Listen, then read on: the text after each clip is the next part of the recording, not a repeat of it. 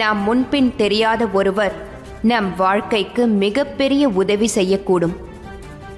சில நேரங்களில் நம் வாழ்நாள் முழுவதும் இங்கு எதற்கு வந்தாய்? சில வருடங்களுக்கு முன்பு எனக்கு ஒருவர், ஆனால் எதையும் நான் ஏற்றுக்கொள்ள தயாராக உள்ளேன். எத்துயர் வந்தாலும் சரி, இக்கிரக யுத்தத்தை நான் நிறைவேற்றப் போகங்களின் கர்மத்தை தாங்கள் காணப்போகிறீர்கள். நாம் கடைவதால் தான் அமிர்தம் என்பது நமது கையில் கிடைக்கும். என்னை விதவை நிலையை நோக்கி அழைத்துச் செல்கிறது.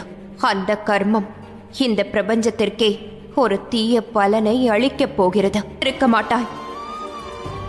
அதன் மூலம் செவ்வாய் சூரிய தேவரின் சிம்மாசனத்தை கைப்பற்றியிருக்கக்கூடும். அதன்